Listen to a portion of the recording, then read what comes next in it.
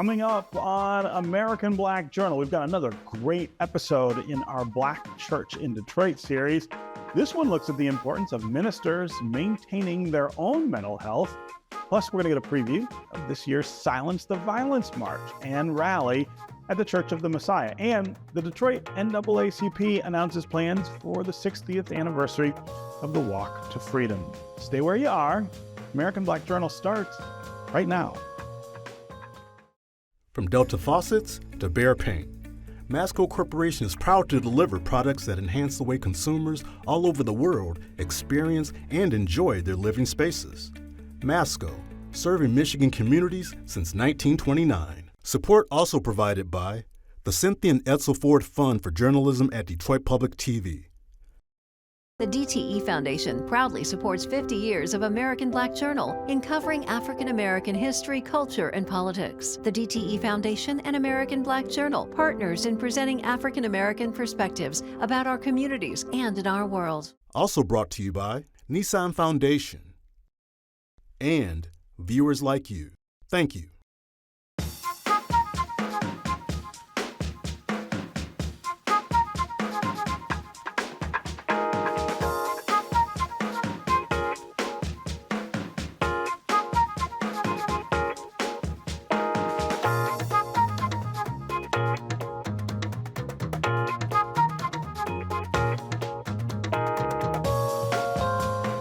Welcome to American Black Journal. I'm your host, Stephen Henderson.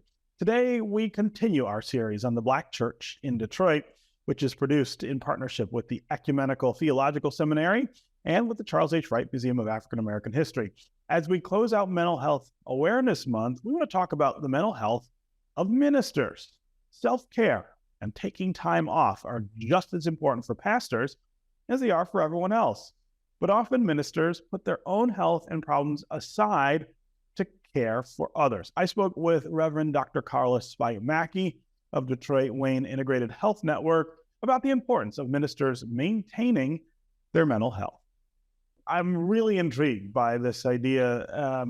The idea of care for caregivers is something that we talk about a lot right now in our culture, because more and more people find themselves in the role, I think, of caregiver than ever before. But in some ways, that means we're not always thinking about people who have always been in the role of caregiver their entire careers, or in some cases their entire lives. And I think pastors fall into that category. They need care too. And this is Mental Health Awareness Month. You're trying to draw attention to the idea that they need mental health support sometimes as much as the rest of us do. Absolutely. I think quite often we as the community, even though I'm a minister and serve as a pastor, I think that quite often we forget that pastors are, number one, human. Oh. Number two, we as pastors suffer twice. Let's say it that way. I can say it that way. Because, of course, throughout COVID and moving into where we are now, we have funeralized so many of our members and family and friends, and it's not just going to do a eulogy, but it's eulogizing someone you know, and you take on that, you empathize and are entrenched in it. And if we don't take care of ourselves, you know, we could be worse off than the people we're trying to take care of. Yeah. You know, as you point out, the pandemic was just absolutely terrorizing for religious communities in particular, as they had to bury their own, and pastors lead the congregations in that exercise. But now we're past that, and I feel like there are a lot of people who are saying, okay, well, we're done with that, and we can go back to quote unquote normal, whatever that is. But the lingering effects of it, I think, are the thing that, especially for pastors, I think look really different than what people might expect. Can you talk just a little about what pastors are dealing with now in the wake of everything that they've had to do in the last 3 years? Well, and I'm glad you asked. That's a very layered question, and I'll put it that way, because there's the first layer of us dealing with the situation, but the aftermath, and we don't often think of the trauma that is there, the underlying causes, what is still not taken care of, so to speak, because all of this is a journey. Just like life is a journey, every situation, every emotional, I'll call it an attack, is another journey that has to be healed through. And it requires us. I remember one of my fellow clinicians also said, we need to step back and we need to quote unquote detox, because what happens is that trauma, that those things that we haven't dealt with are still there. And, I don't know how many people know, but within our society, pastors have a high rate of suicide because of the trauma that is there, those things that are underlying, those things that haven't been dealt with. And so that's some of the after effects, and that's where we are. There what sometimes are called walking wounded, that it's kind of not that anything is lightweight, but it is lighter than those deeper healing things. Pastors have had losses, and I'll be just transparent. I just lost my husband in March. And so walking in that, if we don't know how to step back, people will ask often, and we try to be the hero with the, great cape on, and always say God will take care of it. But God expects us to take care of ourselves too. Yeah. And so that aftermath is dealing with grief. It's dealing with the rise of domestic violence. It's dealing with the number of suicides and attempted suicides. It's all of those things. It's dealing with people who are stressed out and burnout, while you as the pastor, the minister, the lay person working in ministry are also dealing with those things yourself. Yeah. So let's talk about ways and places that clergy members can find support. It seems like it might be a little harder, again, because people aren't always thinking about them as needing it.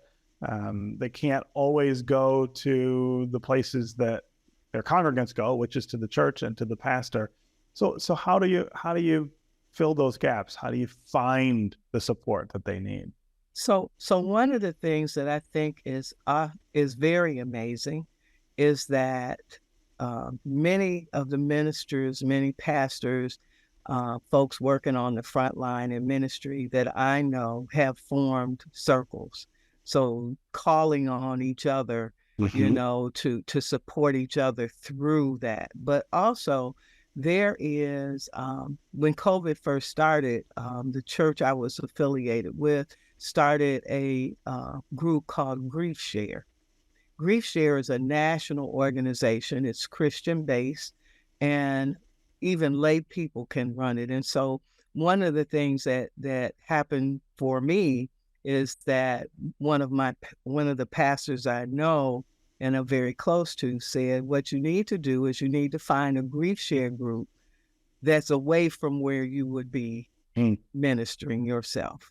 And they're all over the place, and you can find them online just by going on to Grief Share, griefshare.com, and they'll give you lists of Grief Share groups that run, and they're 13-week programs, and they're just really awesome. People who are walking that walk. But building a network in advance, being transparent enough to say, you know what, today is not a good day. Today I shouldn't be in the pulpit. Today I shouldn't be seeing people. And then having your ministry set up such that you have kind of perused your congregation and identified those who are therapists and counselors and support people, chaplains all over the place, and making sure that they are available for your congregation. Mm-hmm. We cannot, in this era, try to meet the needs of everyone, particularly if we don't have time to take care of ourselves. Yeah. I want to spend a little bit of time talking also about, because it is Mental Health Awareness Month, the desperate need in our community, the African American community, to emphasize mental health. That's another barrier that Black pastors, of course, probably face as well, is the stigma or the dismissal, I guess, of the importance of mental health. But this is the time each year when we really try to focus on that, and it's still a big problem for us. Absolutely. One of the, I think, greatest problems within the African American community is built on shame. Mm-hmm. Like, we ought to be ashamed if we're not okay, Mm-hmm. whatever that means. It is due time, from my perspective, that we validate that we have members in our community who are differently abled. Mm-hmm. They have issues that sometimes we don't understand as lay people. And we need to, as ministers, pastors, normalize that. We ought to be transparent about it. We need to link into organizations like Detroit Wayne Integrated Health Network and get to know the provider network that is in the community near our church, and get to know those people who run those organizations, so that when our congregants show up, a lot of things are beyond our own abilities, our capabilities, and we need a clinician, we need someone licensed. And so it is a great thing for organizations to link into our network here in Wayne County. We actually have a faith-based committee. There are many ministers and pastors who belong to that committee and who do a lot of prevention work in their church. So it's not null and void, but it needs to be more. We need to be more vocal about it, because we have members in our congregation sitting in the pews, in the chairs, who need to know that it's okay to say you're not okay. The Church of the Messiah is going to hold its 16th annual Silence the Violence March and Rally on June 17th on Detroit's east side. This event honors victims of gun violence and brings together elected officials, law enforcement, religious leaders, community activists, and residents to find solutions to stop the shootings. I spoke with Pastor Barry Randolph about the plans for this year's gathering.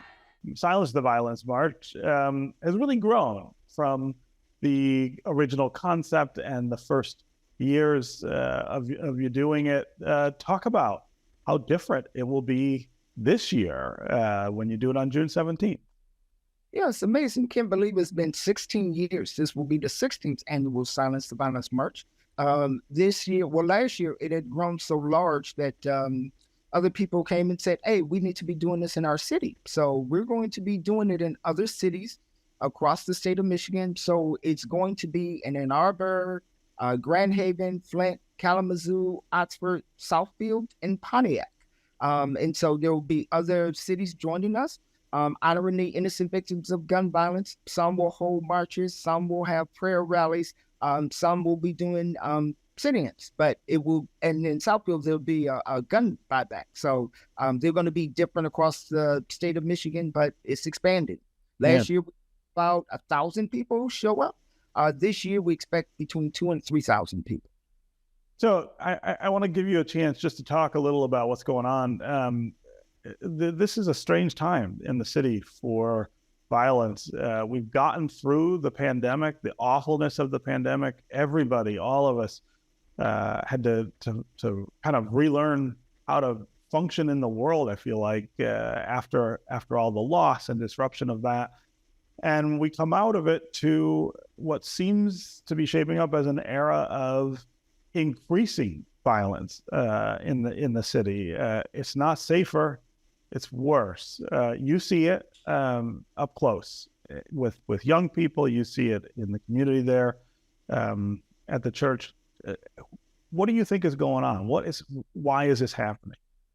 Well, Stephen, that is a great question. And one of the things that I think about is now in 2023, the leading cause of death among young people or children under the age of 17 is guns, something 100% preventable. This issue is not all across the world.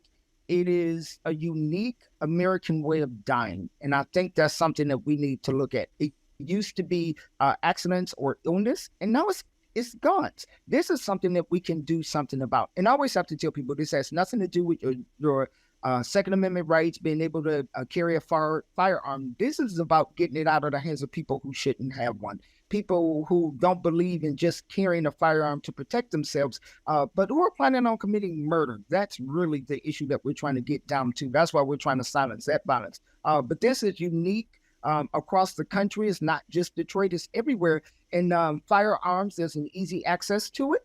And there's a lot of people who shouldn't have it, who have it. And they're taking their anger and frustration out on other people. So times have changed. Yeah. I know you do a lot of work reaching out to young people in your community. Talk about the things that we need to be doing to divert them from this kind of thing. Obviously, marches like Silence the Violence are really important, but you work all year on this issue. Yeah, and what I'd like to tell people too, because people come and say, well, Pastor Barry, marches don't stop gun violence. The march is not to stop gun violence. The march is to remember those who died because of gun violence. So we walk around with signs and picture of those. So we want to remember them. And we want to honor them by creating, hopefully, more peaceful communities, more cohesive, strong communities. I let the young people know that I'm 60 years old. So, Stephen, I'm older than you. And I remember a time when gun violence was not the leading cause of death. There was no such word as carjacking or drive-bys, no such words as mass shootings. You didn't hear about this. That wasn't that long ago. So there was a time when this was not as big of an issue as it is now. So it's not like we've never not had a time when gun violence was not a major issue in this country. So we know that that can exist, and we know that that can happen. And what we're trying to do is make sure that happens. What we need to do is to build our communities and neighborhood. We need to have more affordable housing. We need to have job training. We need to work on business incubation. We need to work on education and skilled trades to make sure that our young people have a good, positive, strong future. And we need to teach them their value, the value of who they are as a human being, more than outward material things. Yeah. The march. Anyone can participate, obviously, but I wanted you to talk just a little more about the things that you have seen about, changing the sense of community around this issue from the march. You were just talking about people saying, well, marches don't solve crimes or marches don't stop people from shooting each other, but you are building a real sense of community around how we think about this issue, how we deal with this issue. Talk about over the 16 years, how that's changed. Well, I can tell you, our very first march, we had 58 people. And it was specifically for the community of Island View because we had a couple of unfortunate murders of young people. And we decided we were not just going to sit back and let them be statistics. We were going to do something. So we created an organization to help fight crime and build community. So it was about doing that specifically for Island View. Then within a couple of years, it became a citywide event. And then lately it became a statewide event. And so it was about bringing the resources directly to the community, to those who are the most vulnerable. And one of the things that I'm proud of over the years is that so many groups and organizations that work on gun violence intervention are part of what we do every year. So the people who do the boots on the ground work, the people who work with the ones with the guns, the people who work in dangerous communities and neighborhoods, they come and they participate. And we share results on what's happening, what's working, ways that we can actually do a better job. It's all about building community and building people. Yeah. The community that you serve down there at Church of the Messiah has a lot of hope because of the church. Talk more about the other things that you're doing to, again, lift up opportunity and safety and community in that part of the city. So thanks, because one of the things that we do, we try to make the word of God tangible. So it's not about just coming to church. It really is about being a church. You can come to Church of the Messiah and you can rent an apartment or a townhouse. You can come get free internet. You can come for workforce development training. You can come to find a job in our employment office. You can come and be part of our business incubation center. You can come be part of the marching band, which will help you be able to get into school. You can come use our solar power charging station. You can come to our doctor's office, and you can come to church on Sunday. So it's one of these things where you can come for all of the different things that you may need to improve the quality of life, to improve your quality of life and those of the people who are around you.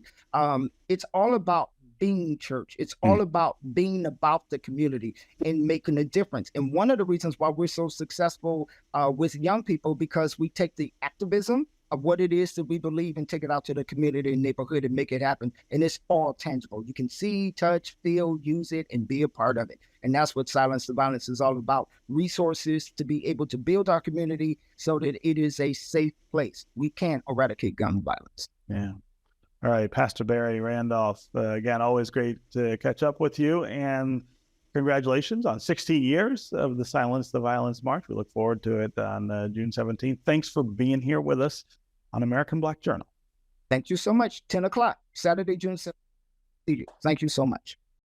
The Detroit NAACP branch has revealed plans for its June Jubilee weekend, which will include a celebration of the 60th anniversary of the Walk to Freedom that featured Dr. Martin Luther King Jr. The civil rights group is organizing a commemorative freedom walk down Woodward Avenue, along with unveiling a statue of Dr. King in Hart Plaza.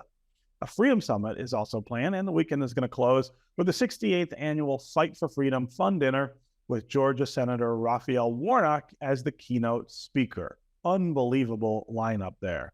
We've teamed up with BridgeDetroit for coverage of next month's events. Reporter Micah Walker was at Central United Methodist Church for the launch press conference. The reason that we are here today is that Martin Luther King Jr. preached here at Central several times from this historic pulpit.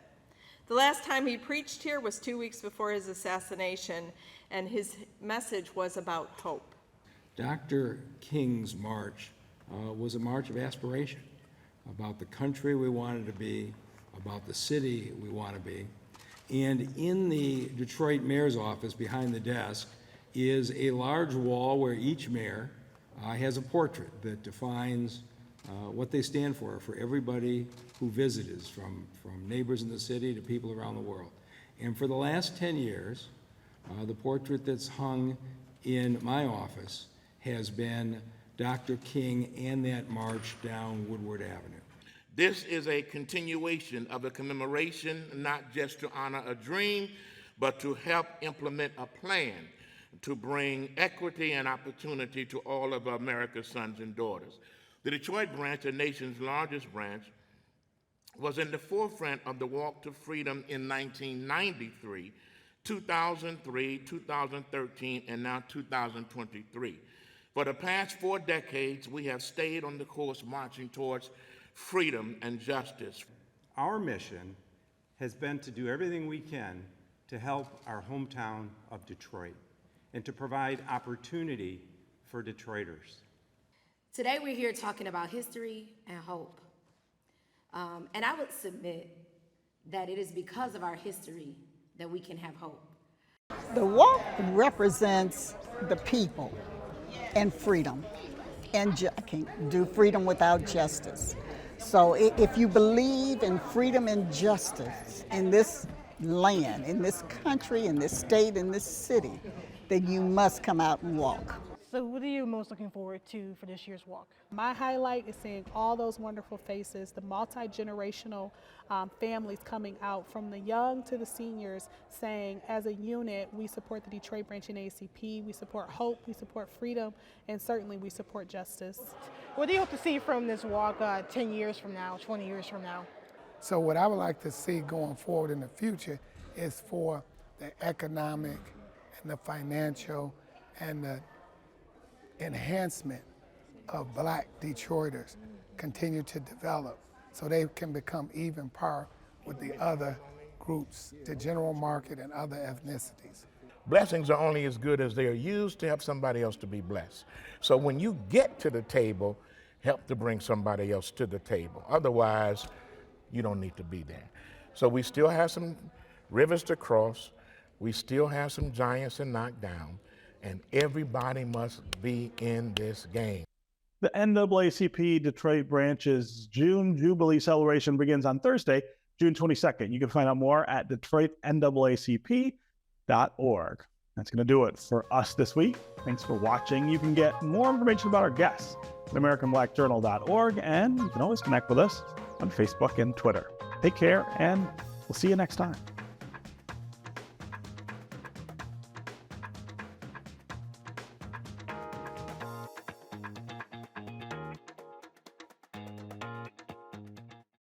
From Delta Faucets to Behr Paint, Masco Corporation is proud to deliver products that enhance the way consumers all over the world experience and enjoy their living spaces.